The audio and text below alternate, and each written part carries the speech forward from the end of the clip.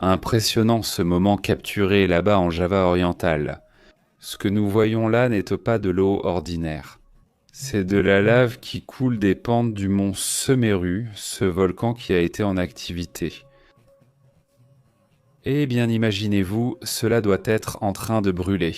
La situation du flux rapide provenant du mont Semeru serait composée de débris volcaniques, avec de la boue, des matériaux chauds et aussi en partie de l'eau. Eh bien, un peu de tout. Ce flux volcanique a attiré l'attention. Évidemment, cela a causé des impacts sur la pêche de la région, ainsi que sur cette zone qui, d'ailleurs, eh bien, plusieurs communautés ont déjà été évacuées précisément à cause de cette situation. On y voit aussi le Premier ministre du Canada, le président Trump, mais il ne se présente pas. Claudio Sheinbaum, ici il y aurait Claudio Sheinbaum, la place de la présidente est vide, elle n'est pas venue à l'événement. Voilà, on verra bien pourquoi elle n'est pas venue, mais cela attire l'attention, évidemment, cette situation. Nous verrons ce qui se passe. Elle avait été invitée au tirage au sort de la Coupe du Monde 2026. Cela aussi est bien confirmé par la présidence elle-même. À ce stade, on ignore ce qui s'est passé, nous verrons si cela sera rapporté plus tard.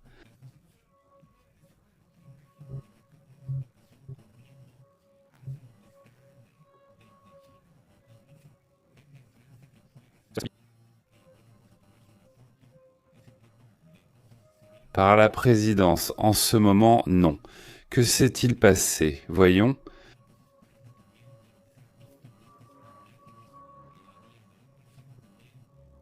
On signale une énorme tempête de sable, cela se passe en Australie d'ailleurs, dans une mine d'or, une tempête impressionnante, une sorte de tsunami, mais de poussière et de sable. Cela s'est produit dans un endroit très reculé d'Australie, où ils ont cette mine d'or. En vérité, la taille de cette tempête est surprenante. Passons à l'information. Comment allez-vous? Merci de nous accompagner, passons aux détails.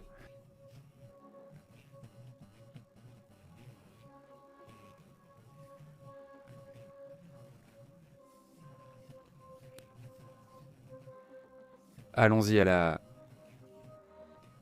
Comment ça s'est passé? Comment vous avez été? Merci de nous accompagner. Allons-y dans les détails. Donald Trump lance cet avertissement féroce et dur à un document, d'ailleurs stratégique. Ce n'est pas quelque chose qui a été dit publiquement, mais c'est un document qui vient tout juste d'apparaître, dans lequel Donald Trump accuse l'Union européenne et la migration de provoquer une destruction civilisationnelle en Europe, selon la nouvelle stratégie de sécurité nationale des États-Unis. Le document officiel affirme que les politiques migratoires, la censure politique, le caractère destructeur, l'affaiblissement des entités nationales mèneront à une décadence continentale dans les 20 prochaines années. Le texte marque un fort alignement idéologique avec les partis d'extrême droite européens, alignés avec ces derniers mouvements visant à promouvoir la renaissance patriotique du continent. Un thème, un mouvement donc, qui va clairement dans le sens de favoriser ce type de groupe ou de partis d'extrême droite. Évidemment, c'est un sujet sur lequel on voit de plus en plus Donald Trump vouloir investir, influencer au niveau mondial en faveur de ce type de groupe. La déclaration fait évidemment grand bruit en Europe et accentue la fracture entre Washington et l'Union européenne. Il y a de plus en plus une séparation entre le leadership européen et le leadership nord-américain. C'est un sujet qui devient de plus en plus évident. Un sujet auquel il faudra prêter attention pour voir quelles pourraient être les conséquences à l'avenir. En changeant de sujet, il y a une affaire. Vous vous souvenez de ce petit singe que nous voyons ici? Nous n'avons pas d'image de ce joli singe, mais c'est le singe qui aurait survécu à cette fuite d'un laboratoire, d'un camion de singes qu'ils utilisent pour, les infecter avec certaines maladies. Et ensuite, après ces infections, ils cherchent des traitements et tout ça, ce joli singe. Certains disent qu'ils étaient infectés, d'autres disent qu'ils ne l'étaient pas, alors qui sait? Mais le camion se renverse, tous les singes s'échappent, ils les chassent un par un. Mais l'un d'eux survit et il est vivant, oui, il est vivant, et voilà, il est dans une maison, donc Selon les rapports, le petit singe échappé de l'accident sur l'autoroute au Mississippi s'appelle Forrest. Et il a trouvé un nouveau foyer dans un refuge pour animaux qui s'appelle Popcorn Park Animal Refuge dans le New Jersey. Ceci selon les rapports des Américains eux-mêmes, qui disent que le survivant a réussi à s'enfuir, mais qu'il a déjà été retrouvé. Il a déjà été emmené dans un endroit où il passera ses jours, il ne sera plus utilisé pour des expériences. 5 autres singes ont perdu la vie. Car lors de l'opération de capture, il s'agissait essentiellement de les chasser. Il n'y avait pas l'idée de les attraper vivants. Dans ce cas, avec le dernier singe, ils l'ont effectivement capturé vivant. Et donc ils l'ont emmené dans ce laboratoire, enfin je veux dire ce refuge, plus de laboratoire pour ce petit singe. Aussi une mise à jour car après plusieurs semaines sans nouvelles de ce singe, il a enfin été signalé. Que s'est-il passé dans cette affaire ? Un autre sujet qui attire aussi l'attention, c'est qu'il y a quelque temps, nous parlions avec Gérès d'un mouvement incroyable qu'il est en train de faire. La Chine a déployé une centaine de navires de guerre dans tout le sud de l'Asie. C'est bien ça. La partie sud se remplit de ces navires, ce qui attire l'attention. Taïwan et le Japon ont exprimé leur inquiétude face au mouvement militaire chinois. Ils affirment que cette activité chinoise est déplacée. Y a-t-il quelque chose ? Son mouvement sans précédent, et tant Taïwan que le Japon ont exprimé donc leur mécontentement face à ce mouvement aussi massif. C'est rapporté par la Chine qu'il déployait un grand nombre de navires de guerre et de garde-côtes dans les eaux de l'Asie, de l'Est et du Sud. Selon les rapports des services de renseignement du Japon et de Taïwan eux-mêmes, il y aurait plus de 100 navires de ce type. L'activité ne se limite pas au détroit de Taïwan, mais elle s'est étendue. Elle a grandi, disons, vers cette zone. Regardons rapidement, voici le détroit de Taïwan, cette zone que nous voyons ici, ce morceau. Mais cela s'est étendu vers la mer de Chine méridionale, cela s'est étendu vers ce qu'on appelle la mer Jaune, oui, et vers la mer du Japon à l'est, vers cette zone. Cette zone ne touche plus la Chine, ici c'est la Russie, là-bas la Corée du Nord. Mais bon, on les a vus se déployer dans toute cette zone avec ces 100 navires, et attention, écoute, c'est quand même impressionnant. Ils vont faire un exercice militaire déjà prévu. Mais aucun exercice n'est actuellement programmé par la Chine. Ça aussi a surpris tout le monde, non ? Que se passe-t-il ? À quoi est dû ce mouvement ? Les doutes ne s'arrêtent pas là. Passons à une autre situation, car des Unmanned Aerial Vehicles, des objets volants non identifiés, sont apparus en Floride et en Californie. Allons-y.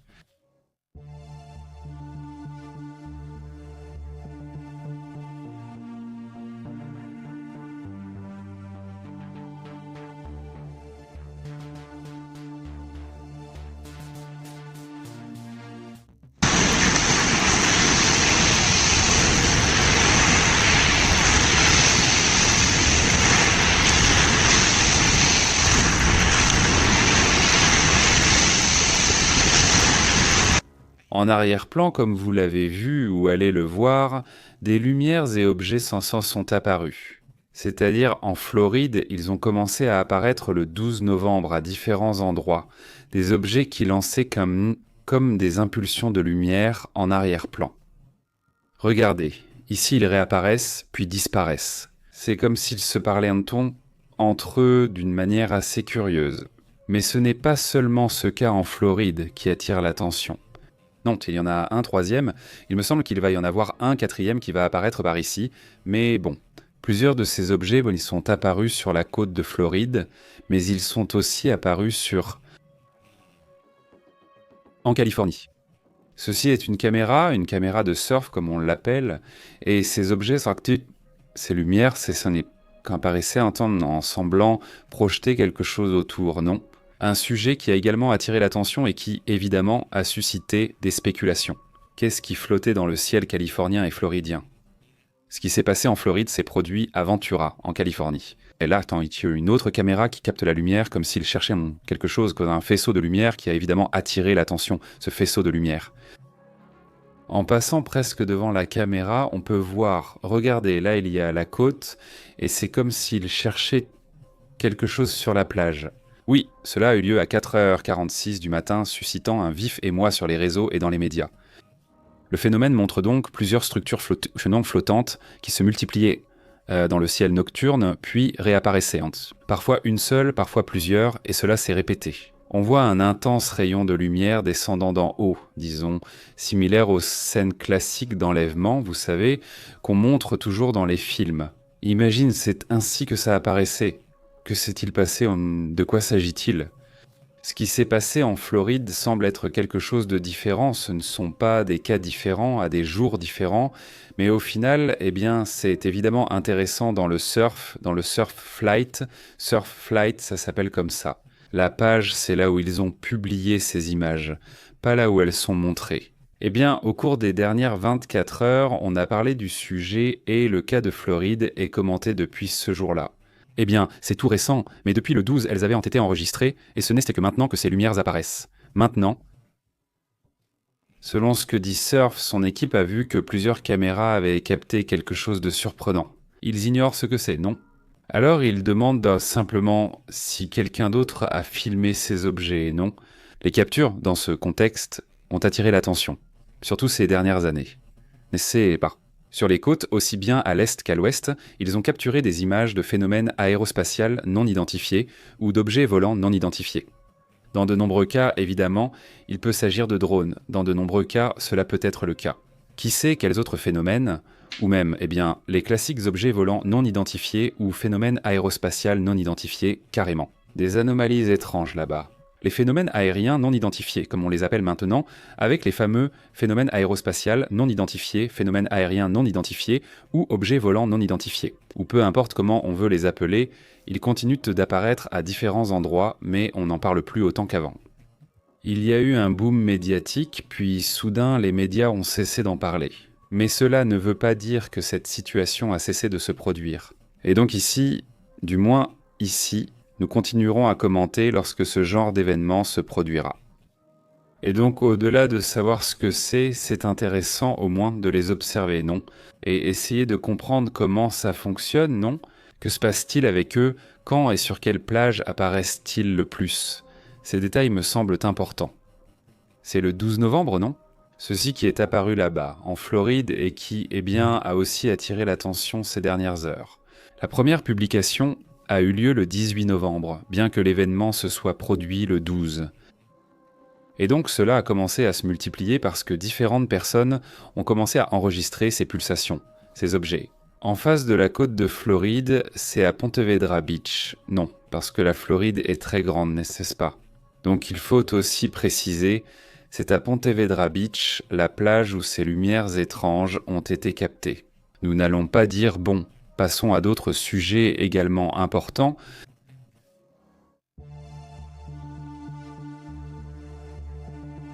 Eh bien, il faut attirer l'attention sur ce qui se passe concernant ces images qui avaient été diffusées des dirigeants de Japas.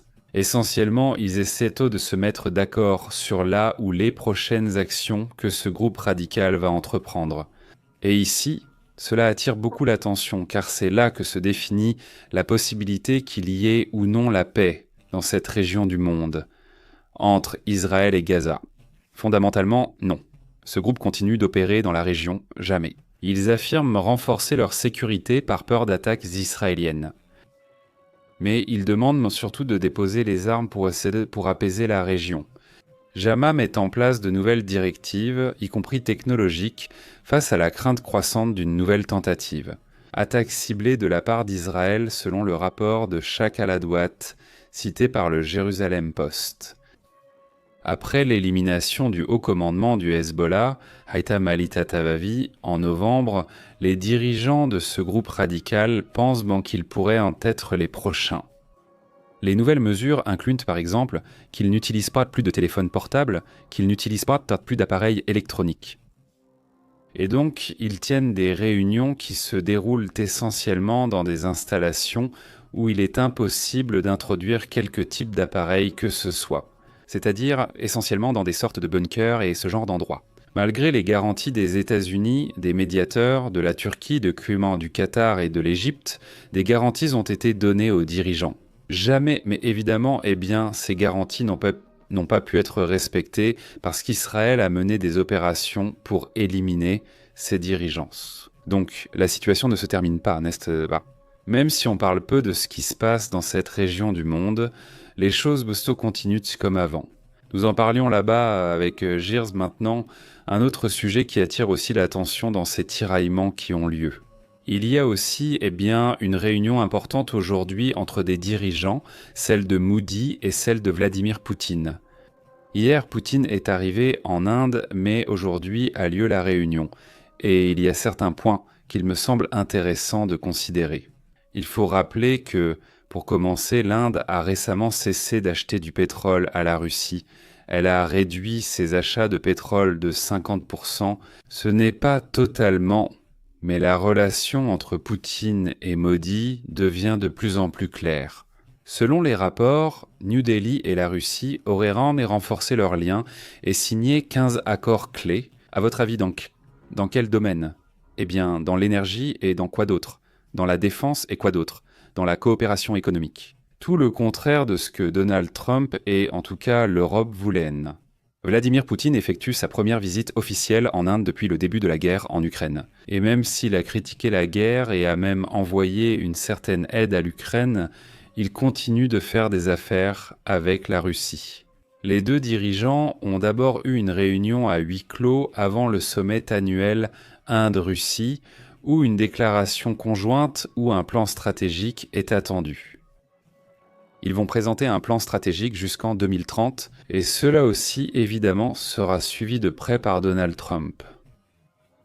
D'un côté, ça se passait bien avec Modi, ou plus ou moins bien, et d'un autre côté, il a aussi une relation étrange avec Vladimir Poutine, n'est-ce pas? Bon, voilà la situation, nous verrons bien ce qu'ils diront dans cette déclaration conjointe qui n'est pas encore publique, mais dès qu'elle le sera, nous en parlerons ici.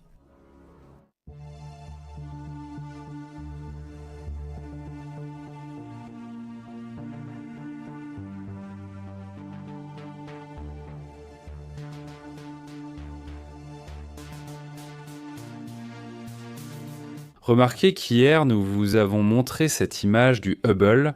En fait, elle a été prise le 30 novembre. Ceci est l'une des images, mais aujourd'hui, l'analyse faite par Avilo Eve lui-même à propos de ces images attire l'attention. Qu'est-ce qu'un astrophysicien voit, donc, avec un esprit comme celui d'Avilo Eve? Et qui, évidemment, a attiré l'attention selon ce que l'aube lui-même observe? Eh bien, ces images en raison des caractéristiques de l'objectif. Des caractéristiques des informations dont on dispose par exemple sur la direction dans laquelle on voit ces halos. Ce n'est pas tout ce genre de choses, ce sont des informations qui leur donnent des données importantes. Le télescope Hubble a capturé de nouvelles images le 30 novembre de l'objet interstellaire TRES et ATRA après son passage le plus proche du Soleil.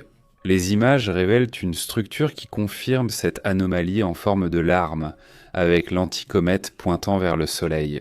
Défiant ce qu'est la morphologie cométaire standard là.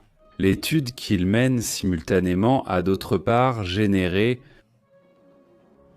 ce qu'il appelle une sorte de ce halo. Non, ceci autour énorme, gigantesque. Et il affirme qu'avec les vents solaires, cela ne devrait pas exister. Cela ne devrait pas être là.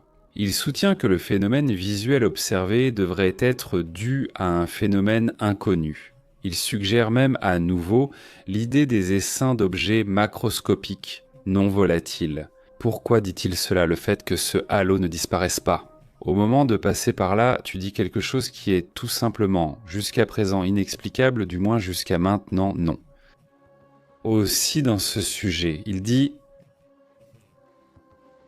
qu'il s'inquiète que ces derniers jours, une série de données et d'images créées par l'intelligence artificielle sont apparues et il demande de faire attention à ces images.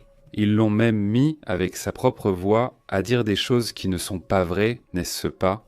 Alors, il dit aussi qu'il faut faire attention à ce qui a été mélangé entre des vérités, des demi-vérités de ce qu'il dit et d'autres choses qui apparaissent en tant.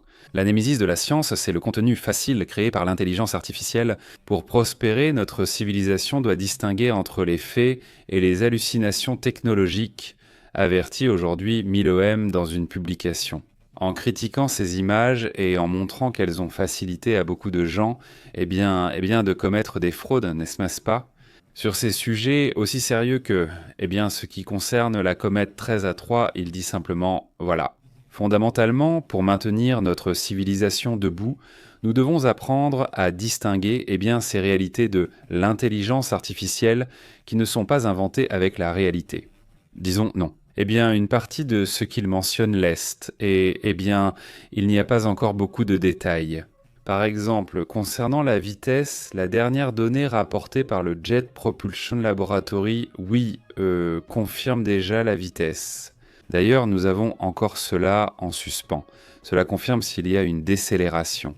Sinon, comme cela avait été mentionné, que cela devait en être ainsi. Oui, disons, si c'est en direction de Jupiter, c'est-à-dire si la trajectoire change vers Jupiter, c'est aussi un sujet qui a été confirmé, oui, la vitesse a diminué. La vitesse a chuté de 245 000 à 220 000 km par heure. C'est-à-dire, elle allait à 210 000, elle a accéléré à 245 000, et maintenant elle va à 220 000 ou 222 000 km par heure. C'est aussi quelque chose d'intéressant. S'il y a une décélération supplémentaire, pas aussi grande qu'on aurait pu le penser, c'est très étrange, le fait qu'il y ait simplement une décélération est très rare. Et pourtant c'est extrêmement rapide, la comète est vraiment, vraiment rapide. Peut-elle encore s'arrêter sur Jupiter ou faire quelque chose de similaire? Ne devrait-elle pas ralentir davantage pour y parvenir? Si elle va passer plus près de Jupiter que prévu, ce sera pratiquement là où se trouve le circuit de Hale, qui est l'endroit où elle subit le plus l'attraction gravitationnelle de Jupiter. On dirait donc qu'elle veut profiter de cette gravité pour changer sa trajectoire par là, mais évidemment, on ne le sait pas vraiment, car il faudra attendre d'être plus près de l'événement, ce qui sera en mars. Et c'est aussi une autre information très intéressante que je vous mentionnais hier, la sonde LUIS, qui est l'une de celles qui a pris une photo récemment. C'est une sonde se dirigeant très rapidement vers Jupiter, où elle n'arrivera qu'en 2031. La comète a dépassé la sonde comme si de rien n'était. Et maintenant, la sonde va arriver en 2031, alors que la comète va arriver le 16 mars 2026, c'est-à-dire plusieurs années plus tard, la sonde humaine, qui est l'une des plus avancées que nous ayons, arrive.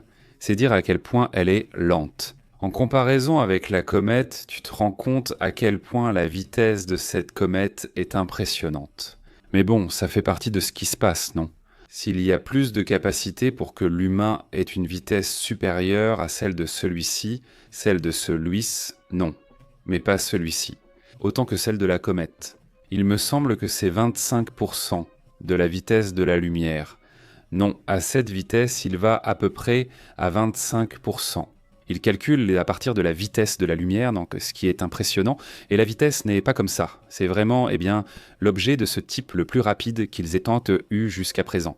Maintenant, allons-y, passons aussi à une autre image, non? Cette image, c'est une image de quelle année? De l'année dernière? Mais je l'ai trouvée très intéressante parce que une image de ce drone a circulé à plusieurs endroits. Et cette image-là, au moins, je ne l'avais pas vue. Je n'avais pas vu ce type de drone ou d'objet, c'est très curieux. Et je veux le montrer. Parce qu'ils disaient, quand ils l'ont vu, ils pensaient que c'était un avion. Oui, ils pensaient que c'était un avion allant lentement à une très grande altitude, et c'est pour ça qu'il avait cette apparence. Mais si tu t'approches, voyons si on peut le voir là. Regardez, tout simplement, ceci n'est clairement pas un avion. Regardez bien les structures. C'est-à-dire, si tu le vois de loin avec plus de brouillard dans le nuage, tu te dis bien sûr c'est un avion. Mais si tu le vois comme ça, je ne sais pas ce que c'est, mais ce n'est pas un avion. Ce n'est peut-être pas un avion connu, mais plutôt un prototype ou quelque chose du genre. La forme est vraiment intéressante, non? C'est-à-dire, c'est comme une structure très étrange, non? Franchement, voyons comment tout le mouvement se passe. Écoutons.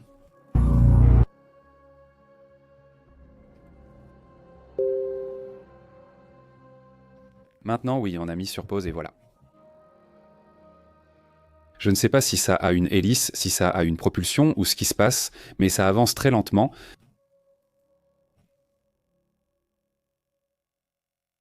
« 40 au moins d'aller très lentement, non?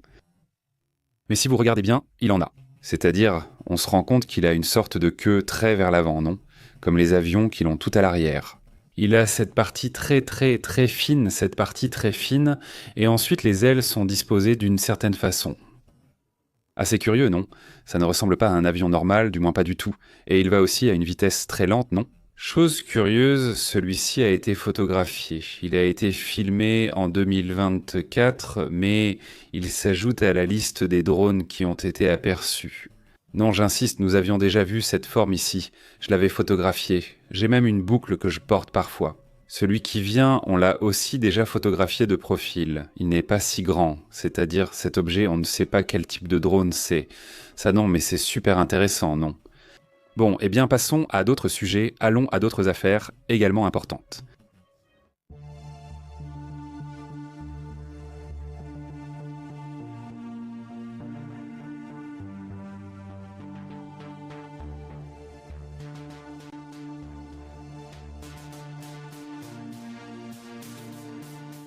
Donald Trump est en train de rompre le consensus. Et il y a un affrontement avec l'OTAN et une pression sur l'Europe concernant la défense de cette alliance. Disons que les États-Unis posent une exigence encore plus forte que ce qui avait été fait auparavant.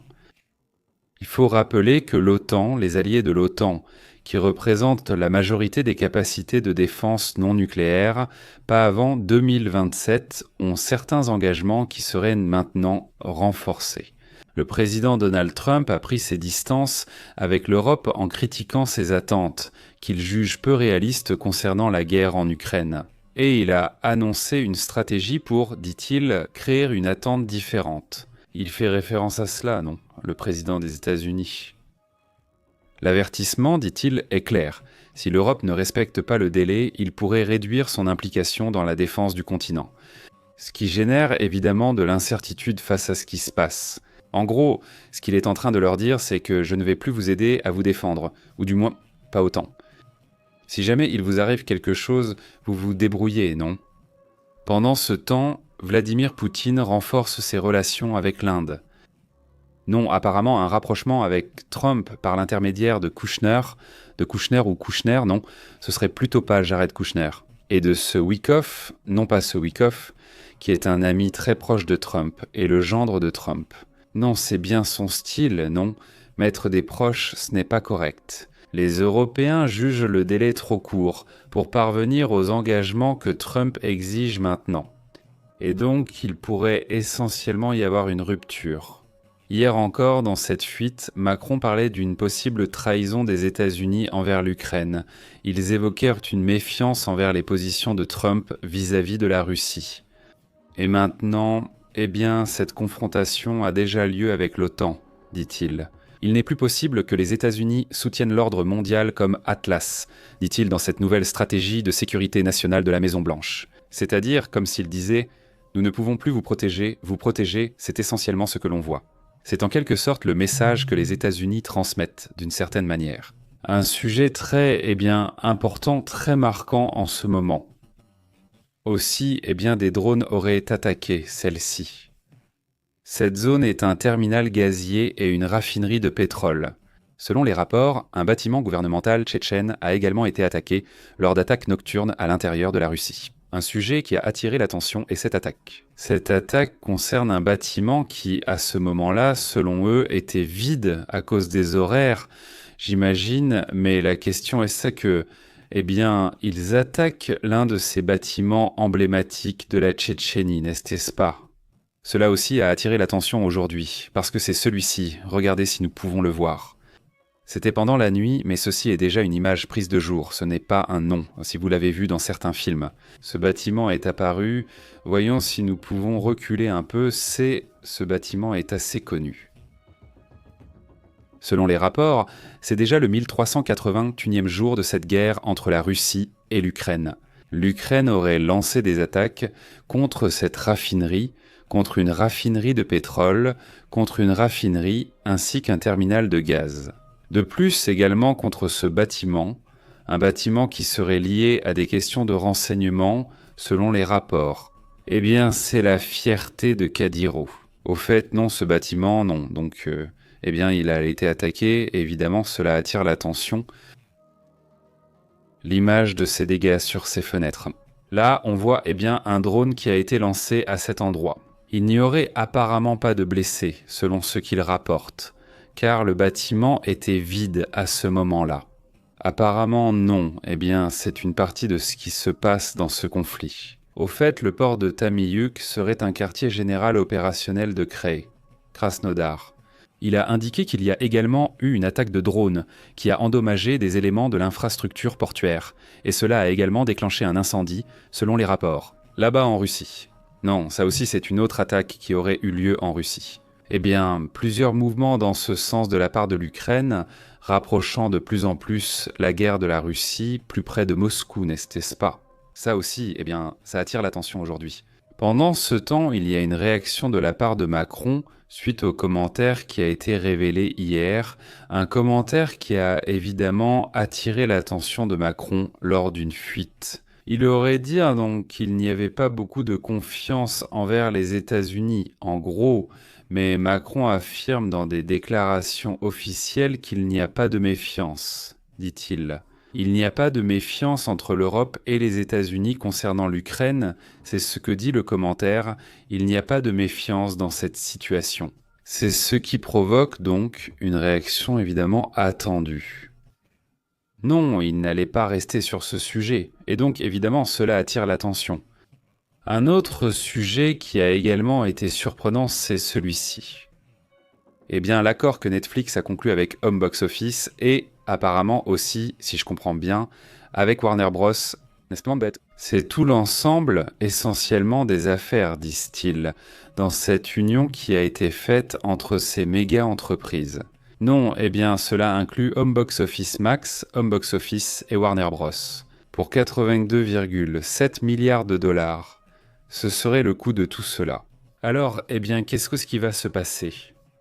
Netflix va absorber tous les projets, tous les films qu'ils avaient et va les mettre sur sa plateforme.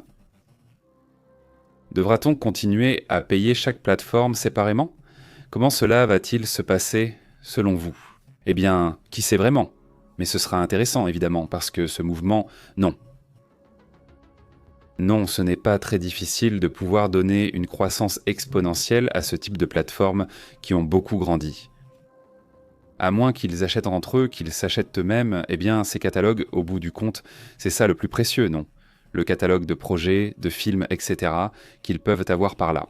Donc, intéressante acquisition, évidemment, ça a été l'une des nouvelles les plus marquantes aujourd'hui en matière de business. Et tout cela, ce mouvement qui a été fait, d'ailleurs, dans la nuit, nous avons de nouveau suivi ce mouvement qui concerne un drone. C'est un drone, un MQ-4C Triton, qui appartient à la marine des États-Unis, et il lance pour ce drone depuis la Floride.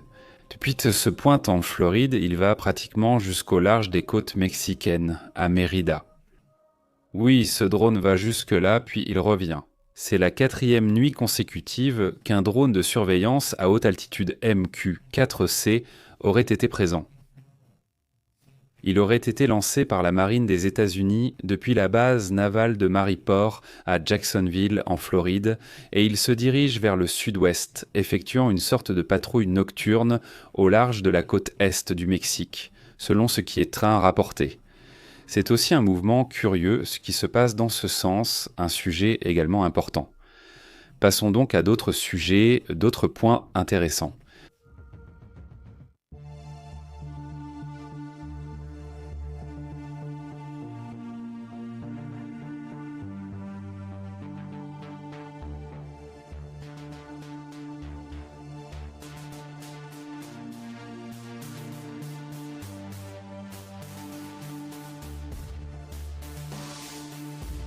Comment se passe le tirage au sort de la Coupe du Monde?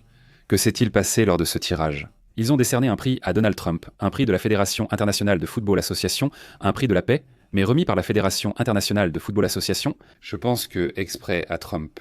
Le point non, c'est qu'il manque encore quelqu'un pour le Mexique, mais dans le groupe du Mexique, il y a le Mexique, l'Afrique du Sud, la Corée du Sud, et il manque encore quelqu'un, Ils doivent être 4. C'est le groupe A, Mexique, Afrique du Sud, Corée du Sud. Groupe B, Canada, Qatar, Suisse. Groupe C, Brésil, Maroc, Écosse. Groupe D, États-Unis, Paraguay, Australie, Allemagne. Le Costa Rica, l'Équateur et, dans le groupe F, les Pays-Bas, le Japon, la Tunisie. Il en manque un. Il faudra attendre encore un peu, mais les décisions sont déjà en train d'être prises. Donald Trump, donc, reçoit ce prix. Le prix, il dit que c'est l'un des plus grands honneurs de sa vie, disait Trump au moment de la remise. Il a aussi dit qu'il ne se souciait pas des prix, ni des reconnaissances, ni de rien. Ça, croyez-le ou non, il dit simplement que ce qui lui importe, c'est de sauver des vies, disait Trump dans ce message. Eh bien, il y avait Shaquille O'Neal, il y avait ce monsieur. Comment s'appelle ce personnage du football américain ? J'ai aussi oublié son nom, il est pourtant assez connu, mais bon, il y avait plein de personnalités, évidemment, là, montrant comment vont être ces groupes. L'absence, là, eh bien, c'était de la part de la présidente mexicaine qui, apparemment, eh bien, n'est pas venue pour une raison quelconque. Elle n'est pas venue. Là, Saint est à la place vide. Il y a le président, le premier ministre du Canada, le président Trump, et il manque la présidente mexicaine. Où est-elle passée ? Eh bien, qui sait où elle s'est passée ? Il dit la chaise s'est restée vide.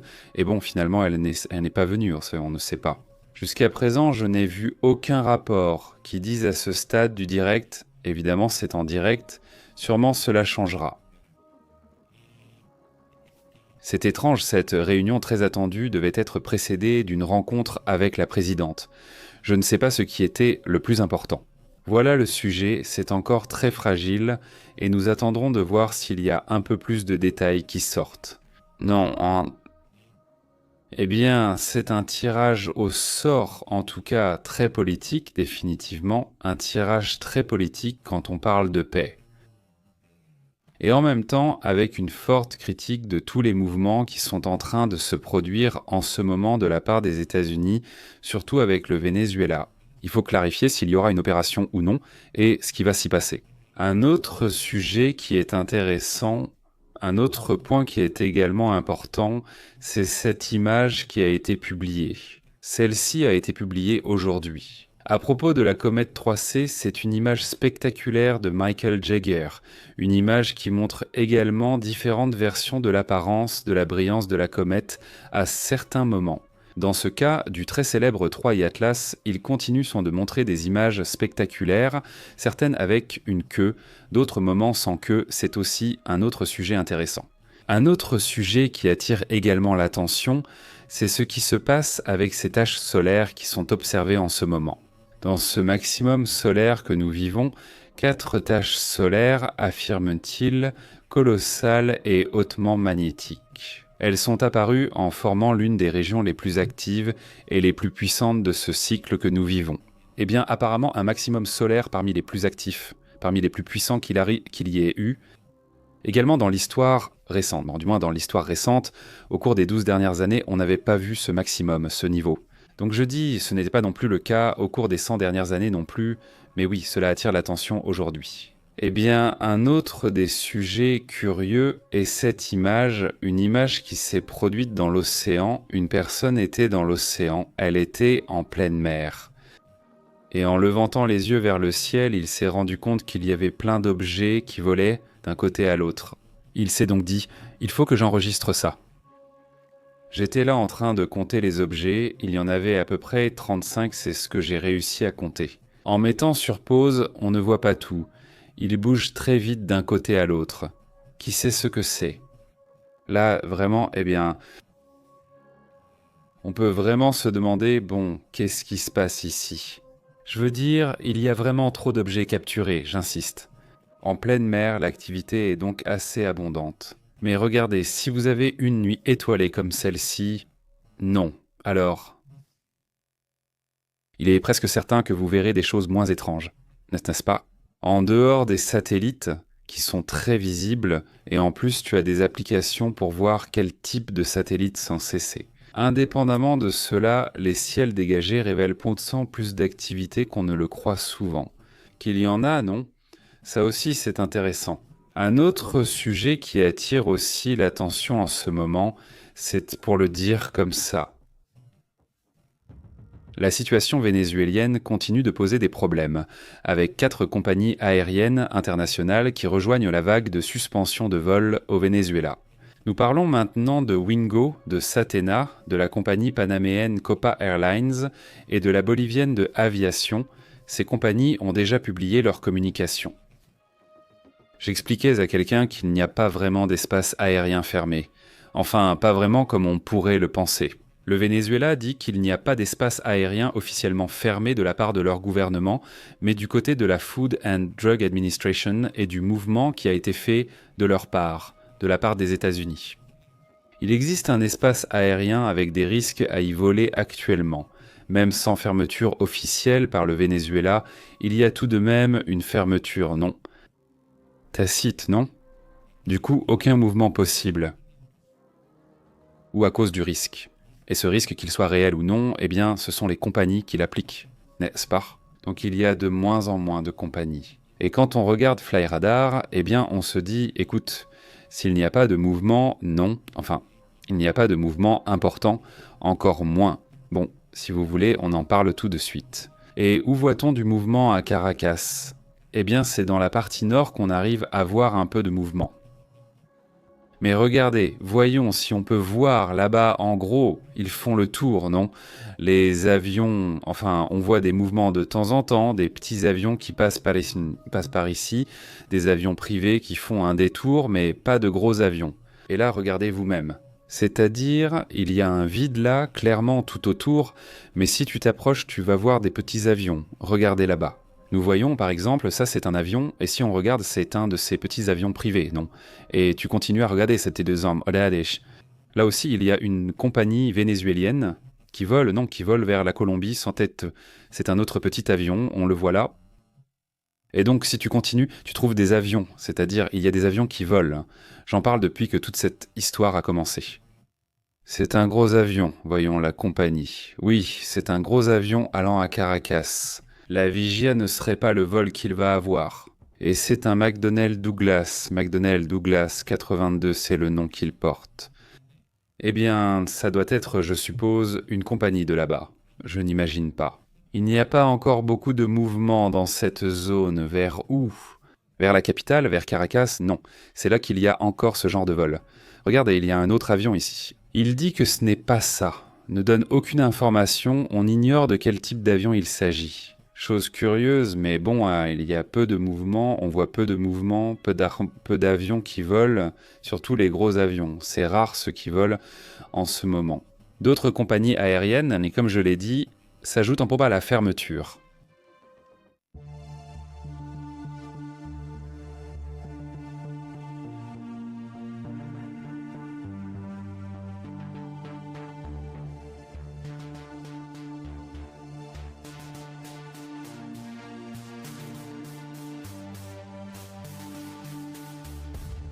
Il y a une nouvelle théorie qui est sortie sur ce qui s'est passé avec ceci. Vous vous rappelez ces 6000 avions cloués au sol, supposément à cause d'une forte tempête solaire?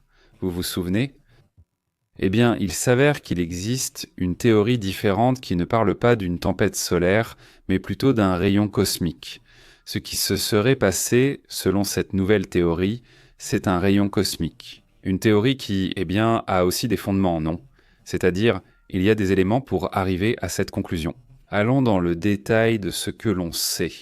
Pas la théorie de Clive Dyer. Plusieurs experts affirment que le Soleil n'est pas directement responsable de l'effondrement de l'avion.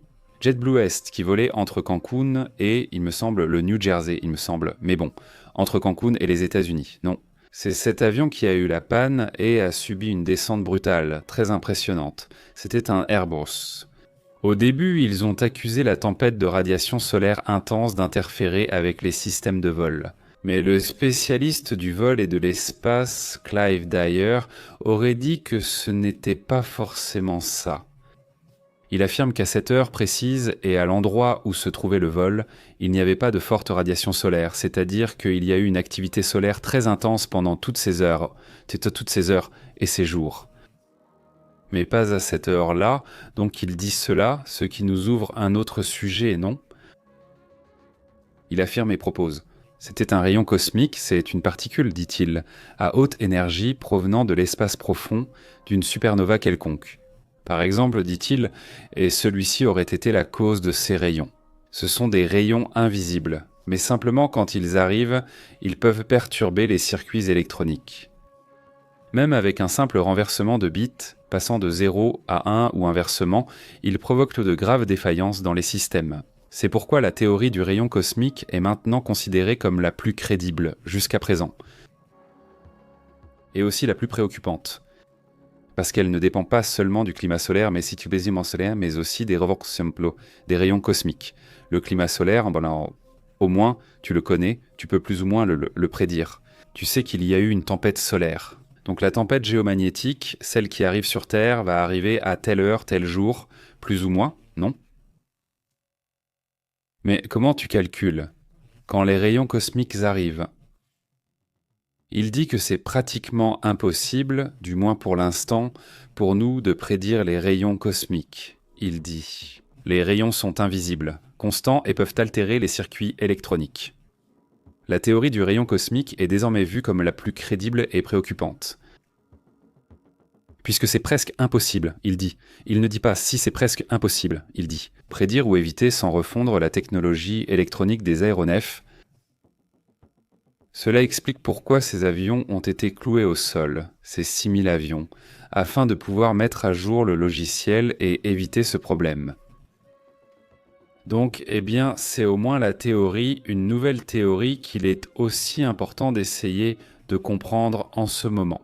Un autre sujet dont je ne sais pas si vous vous êtes rendu compte. Ceux qui se préparent à acheter un ordinateur, qui achètent les pièces et les assemblent, et tout ça, ou qui veulent améliorer et en ajouter plus. La RAM, vous avez remarqué ?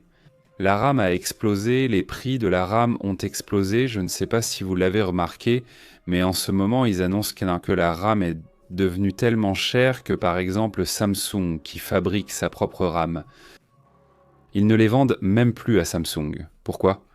C'est trop cher, alors ils préfèrent en profiter en les vendant. Donc c'est assez curieux comme sujet, pourquoi ? À cause des intelligences artificielles.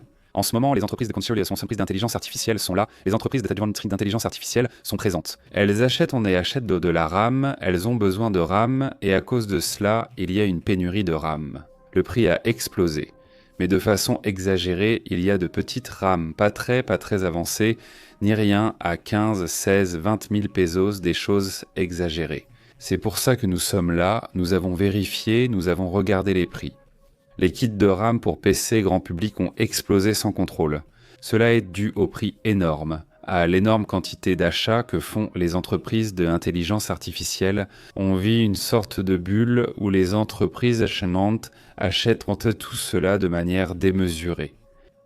Selon ce que rapporte même Samsung, qui fabrique ses propres RAM, les fabricants de téléphones Galaxy, les tablettes, les ordinateurs portables, les montres, etc. Ils ont vendu leur RAM à d'autres entreprises en raison du prix élevé. Ils ne s'approvisionnent même pas eux-mêmes à l'échelle actuelle de leur entreprise, n'est-ce pas ? Le marché mondial inclut à la fois les filiales de Samsung et les concurrents, dit-il. Les ordinateurs portables Samsung, Dell et Lenovo peuvent être vendus chez Best Buy ou toute autre entreprise. Elles contiennent des mémoires fabriquées par Samsung dans leurs emplacements RAM, ce qui signifie que les familles ou filiales de Samsung se portent plutôt bien en termes de vente ou de distribution.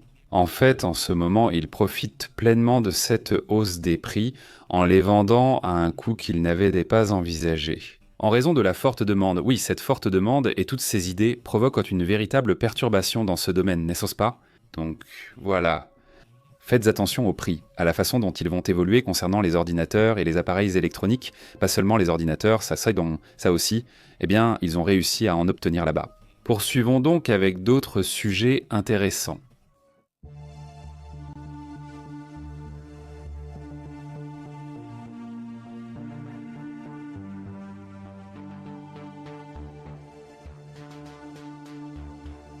Et il y a plus d'informations là-bas.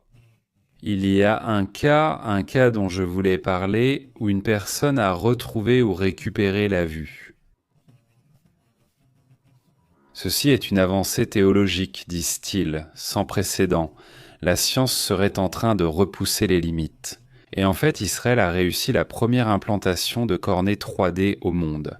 Une femme de 70 ans a retrouvé une partie de sa vision après avoir reçu une cornée biologique imprimée en 3D. C'est une opération considérée comme historique réalisée par l'hôpital Rambam Haïfa en Israël. C'est la première fois qu'une cornée créée entièrement en laboratoire à partir de cellules humaines est implantée avec succès chez un être humain. Développée par l'entreprise israélienne Price Bio, cette technologie pourrait révolutionner le traitement de la cécité. Plus de 13 millions de personnes attendent actuellement une cornée. Avec cela, il ne serait plus nécessaire de transplanter une cornée d'une personne à une autre, mais il pourrait créer cette cornée grâce à cette machine. Et donc, il pourrait maintenant l'installer.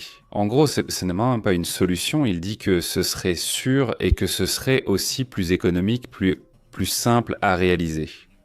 Évidemment, eh bien voilà, c'est là. Non, c'est vraiment l'une de ces avancées.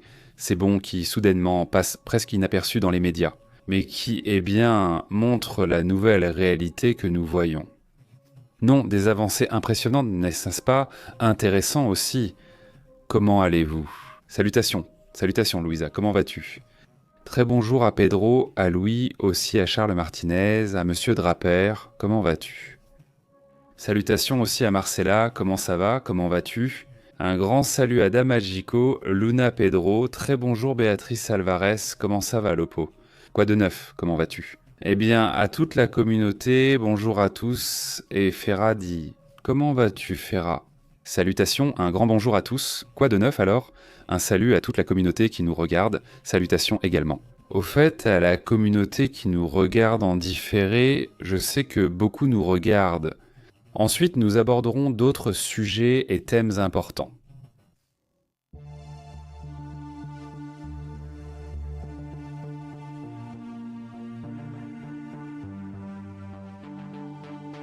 Face aux prévisions, ce que l'on vit en ce moment aux États-Unis, en Europe, eh bien en Asie aussi, cette prévision. On observe qu'il y aura ces vortex qui vont eh bien, atteindre différents points du nord des États-Unis, mais même du sud des États-Unis. Cette vague arctique pourrait arriver, et il lance plusieurs avertissements importants au-delà des prévisions. Ici, nous commentons jour après jour. Le soir, nous devons parler de ce qui est attendu pour les prochains jours. Ce week-end s'annonce très intense car plusieurs avertissements ont été lancés. Il me semble important que ceux qui se trouvent surtout dans des conditions aussi vraiment extrêmes en tiennent compte, non? Et d'ailleurs, celui-ci est intéressant aussi. Rappelez-vous, avant tout, que le froid a déjà causé plusieurs décès dans celle-ci. Dans ce tout début, disons, l'hiver n'a même pas encore commencé, mais on peut dire que les tempêtes sont déjà là, non.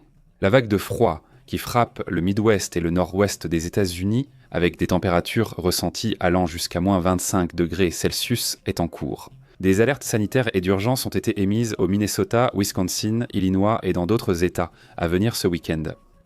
Les autorités et les centres médicaux ont mis en place des protocoles spéciaux pour prévenir les engelures et l'hypothermie. Face à ce phénomène climatique peu commun, c'est un mois de décembre qui ressemble plus à janvier, voire même à février. Le service météorologique national, les centres départementaux de la climatologie et de la surveillance ont déjà lancé leur avertissement. Le froid affecte même les capacités de jugement. Et ça, je trouve ça intéressant parce que parfois on se demande pourquoi a-t-il fait cela alors qu'il aurait pu se sauver. Et je ne sais pas quoi. Je me souviens d'un cas d'une personne à Mexico qui est décédée d'hypothermie et je me suis rendu compte que c'était à peu près à cette période l'année dernière ou l'année d'avant, je ne sais pas si vous vous en souvenez, c'était un jeune homme et il était resté coincé dans ces sortes de dénivelés qu'il y a. La voiture, ils étaient tombés en panne et l'eau est entrée. Oui, et il est mort d'hypothermie et je me disais, mais comment est-ce possible de mourir d'hypothermie? C'est-à-dire, ce n'était pas comme sortir de la voiture et monter sur le toit. Je ne comprends pas pourquoi il n'a pas trouvé un moyen de s'enfuir au lieu de mourir de froid. Et puis, quand tu vois le rapport du Centers for Disease Control and Prevention qui affirme que lorsqu'il fait très froid, le jugement des personnes commence à faillir. Tu commences à prendre de mauvaises décisions. Alors, ils disent, il faut avoir conscience que tu peux te tromper dans ton jugement, ça va t'aider à ne pas te tromper. Si tu te souviens de ça, alors au moment venu, attends, qu'est-ce que je suis en train de dire? Qu'est-ce que je suis en train de dire? Je n'ai pas à faire ça, je dois faire ça. Et essayer d'être toi-même. Faire des efforts pour revenir à un jugement normal et te libérer d'un risque, d'un danger, voire même de mourir, n'est-ce pas? Donc ce qu'on voit maintenant, ça s'est passé à Mexico. Ils n'avaient donc pas des températures extrêmement froides, mais cette fois-là, le problème était qu'il était tombé de la grêle. En fait, je ne me rappelle même pas du mois. Peut-être que vous ou quelqu'un de la communauté s'en souvient, puisqu'on en a parlé. Le cas nous a paru très étrange, on s'est dit comment quelqu'un peut-il mourir d'hypothermie à Mexico, alors qu'il ne faisait même pas froid, ce n'était pas le froid, mais il est tombé de la grêle, dit-il.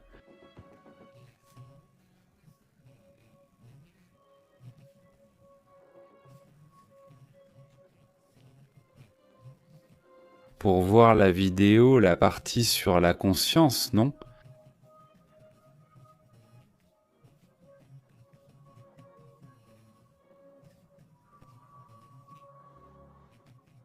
Un autre sujet, c'est le vent. Vous l'avez déjà vu, non?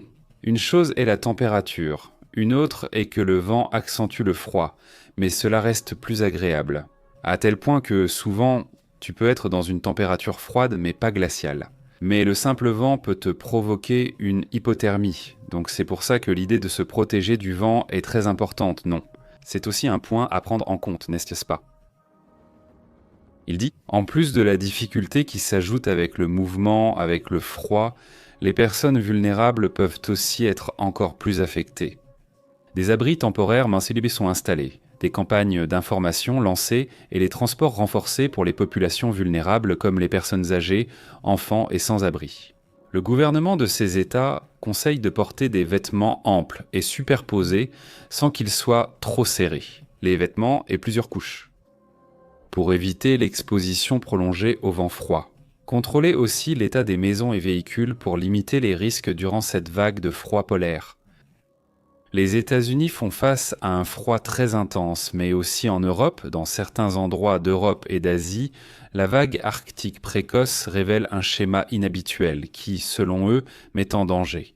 Mais cela met aussi à l'épreuve les capacités de réponse des systèmes de santé publique, dit-il. L'hypothermie, dit-il, peut s'installer avant que la personne ne soit pleinement consciente de sa propre vulnérabilité. Et soudainement, il peut être un peu trop tard, parce que tu es déjà en train de vivre un épisode d'hypothermie, n'est-ce pas ça? Alors, s'il te plaît, prends cela en compte. Si tu regardes cette vidéo, partage-la aussi, s'il te plaît. Si vous nous aidez, ce serait génial, alors abordons d'autres sujets importants.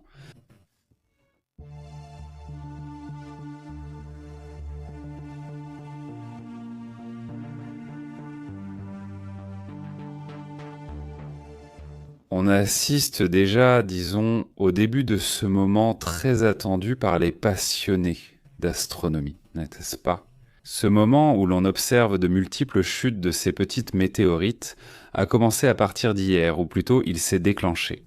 Oui, même si le meilleur sera du 13 au 14, les 13 et 14. En gros, au fur et à mesure que les jours passent, ça va augmenter, ça ne va pas diminuer.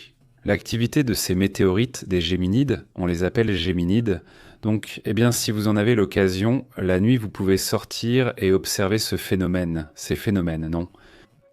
Avec d'autres choses aussi sûrement.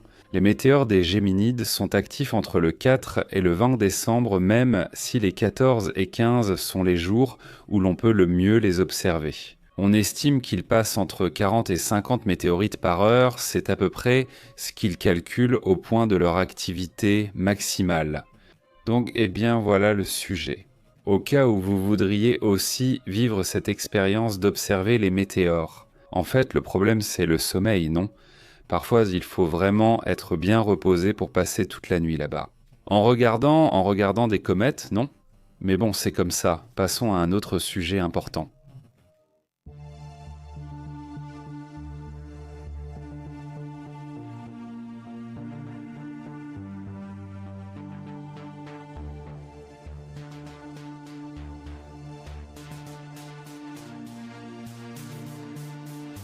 Voici une autre image. Tout à l'heure, nous avons partagé une image très claire de ce qui se passe. Là-bas, dans le sud de l'Asie, non, des Santorini, non, et toute cette région. Et regardez comment Sumatra est devenu. On ne voit pas vraiment là, n'est-ce pas? Il y a un moment, nous partageons tout le matériel qui est sorti de ce volcan Semeru. Mais cette fois, il ne s'agit pas du volcan Semeru, ce sont simplement les rivières. Non, écoutez ceci.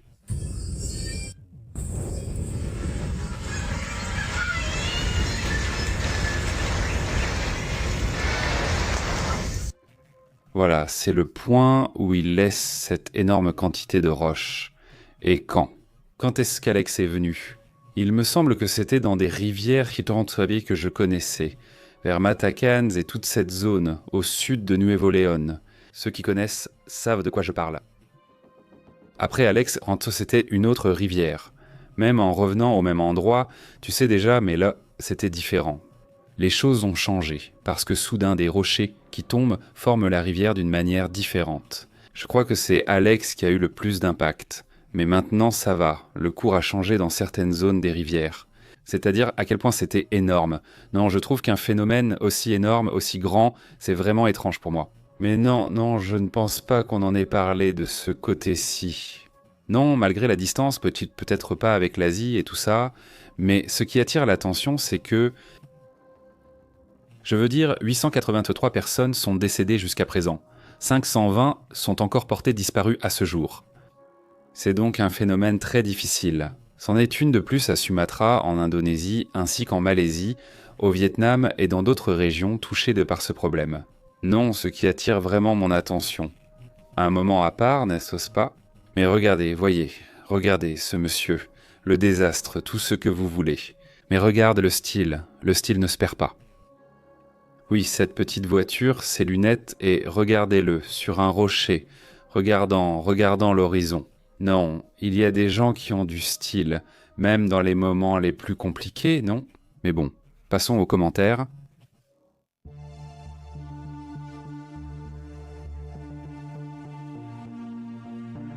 Comment allez-vous? Merci de votre présence. Il est 13h21 ici au Mexique. Maintenant à Mexico, n'est-ce pas? Monsieur, comment vas-tu? Salutations. Très bien, monsieur X, un grand salut Marcella. Comment vas-tu? Comment ça va? Dit Marisol. En vérité, quelqu'un doit arrêter Poutine parce qu'il déstabilise le monde entier. Je sais déjà ce qu'il veut. Bonjour Marisol, comment vas-tu? Monsieur Draper, Carlos Martinez, Loas Alberto Castro, comment allez-vous? Qui d'autre est avec nous aujourd'hui? Pedro, comment vas-tu? Un grand salut aussi à Quinta Magico Luna, à tous les membres de la chaîne. Merci beaucoup d'ailleurs de nous soutenir, d'être membres. Eh bien, il semble que l'année va se terminer par une escalade entre l'Europe, les États-Unis et la Russie. Ce n'est pas l'escalade que l'on observe comme nous pensions que 2026 allait se terminer. Eh bien, il semblait qu'il y aurait un grand conflit avec Israël, très ouvert, mais celui d'Israël a beaucoup diminué. Bien qu'il ne soit pas fini, l'intensité a fortement baissé. Mais celui de l'Ukraine et de la Russie, qui semblait peut-être pouvoir se calmer, eh bien ce n'est clairement pas le cas, on est loin, disons, d'un apaisement. Mais à part ça, l'année 2026 arrive aussi. Une année de football, une année avec d'autres choses, non? Une année déjà déchaînée, complètement déchaînée sur le plan technologique. Vraiment impressionnant. Ceux qui sont très attentifs à ces choses-là savent de quoi je parle, parce que c'est impressionnant d'un côté, il y a déjà une sorte de choc entre elles, entre leurs empires, pour ainsi dire. Il y a une baisse, une chute, je ne sais pas si vous l'avez vu, une chute de celle-là. Parce qu'ils ont montré les avancées de Gemini et ils ont laissé Oppenheim très loin derrière. Donc, parmi les avancées d'autres entreprises qui sont apparues, beaucoup d'entre elles proviennent d'Oppenheim. Des personnes internes qui n'ont pas aimé ce qu'elles voyaient avec Oppenheim sont parties et ont créé leurs propres entreprises avec des approches totalement différentes. Donc il y a une guerre, essentiellement une guerre technologique, pas très intéressante, mais ici les personnes affectées ou bénéficiaires, eh bien ce sont nous qui utilisons la technologie. En général bénéficiaires des avancées, mais aussi affectés par les risques. Ça non plus, ça n'arrive pas toujours bien. Il dit que je traîne avec ces Pedro. Très bien, il dit. Nous commencerons en 2000. Oui, exactement. Nous allons commencer en 2026. Très intense, différent, exactement comme je l'imaginais. Fernando, comment vas-tu? Merci pour le commentaire et salut à toute la communauté qui nous regarde. Merci à ceux qui nous suivent depuis le début. Sinon, regardez-le depuis le début. Nous sommes là avec grand plaisir, restez attentifs, nous reviendrons tout à l'heure avec plus d'informations. Merci de nous avoir accompagnés ce soir. Ici aussi en direct, Astrid et moi en train de discuter, et s'il y a quelque chose d'urgent, eh bien à n'importe quelle heure on apparaît en direct, non ? Un salut chaleureux, très bon week-end, on continue à discuter tout à l'heure, à bientôt.